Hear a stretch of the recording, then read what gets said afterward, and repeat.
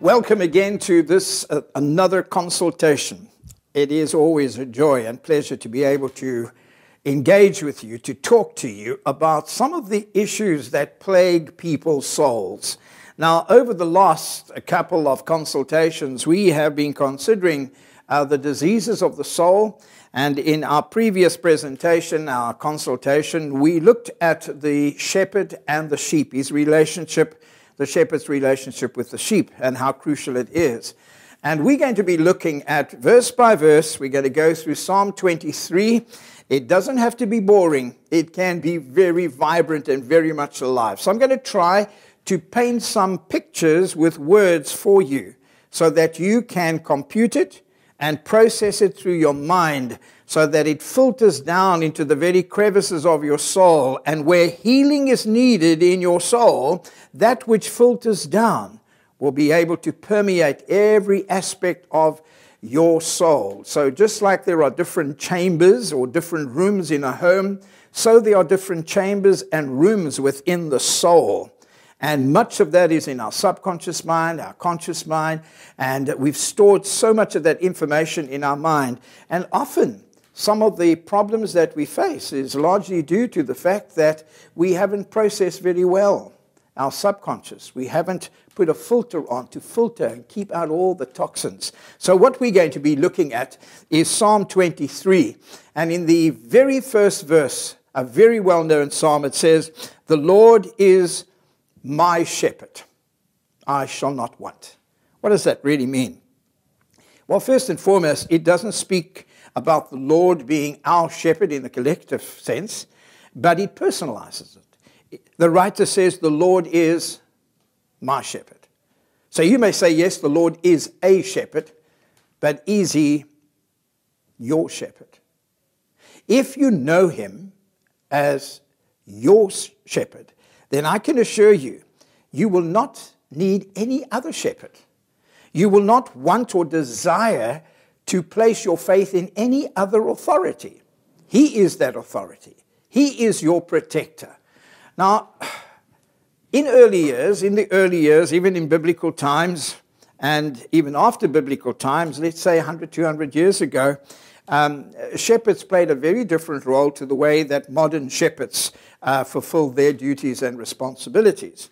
Now, a shepherd is accountable to the one who manages him. He has to give a report.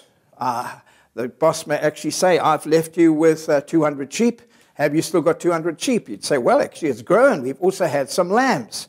But some of those lambs can be disobedient. Some of those lambs haven't learnt what it means to follow the shepherd. They're unfamiliar with the shepherd's voice. And many of these lambs, just like teenagers, they become pretty rebellious, just like every human being. They become rebellious. And some of these young sheep, young lambs, don't listen to the shepherd. Whenever he calls the sheep, they all follow. But the lamb decides he's not going to follow. He's going to do his own thing. And in order to get the lamb to become accustomed to his voice, to become accustomed to his personality, to become accustomed to the warmth of who he is as the shepherd does something that is quite disturbing. What he does is he breaks the legs of the lamb. He snaps the little bones. And what he does, he takes that, puts a plinth in it, and he then takes that little lamb and hangs it around his neck in a sling. And whilst the healing process is taking place, during that particular period, that little lamb can't run around. The legs are broken.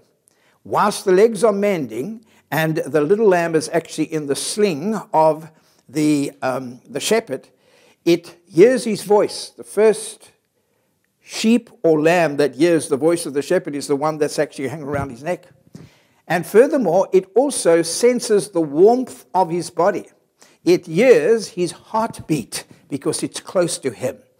That little lamb, as it begins to become stronger and the bones begin to mend, whenever the shepherd takes that little lamb and puts it down, it will be the first to follow when it hears his voice. Why?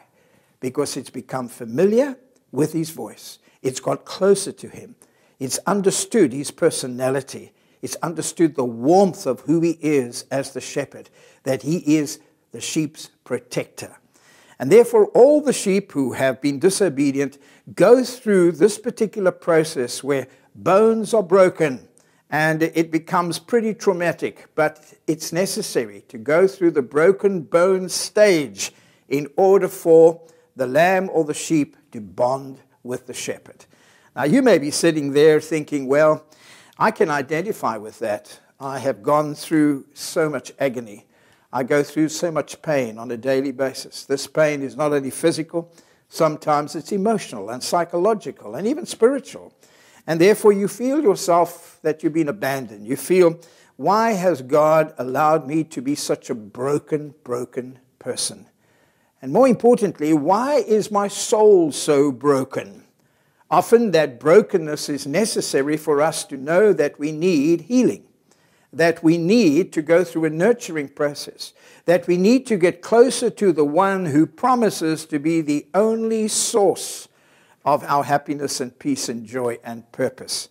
And therefore, whatever you've gone through, whatever you're presently going through, I want you to remember that just like the shepherd has a plan for the lamb and the sheep, he has a plan for you. That in your brokenness, you can draw closer to God. You can get to know the warmth of who he is, the heartbeat of God, and you can understand his voice. And that when he speaks, you will be familiar with that voice. I trust that verse 1 of Psalm 23 will make a huge difference to the way that you look at the psalm again. And more importantly, the way you look at your own brokenness. God bless you. Until next time.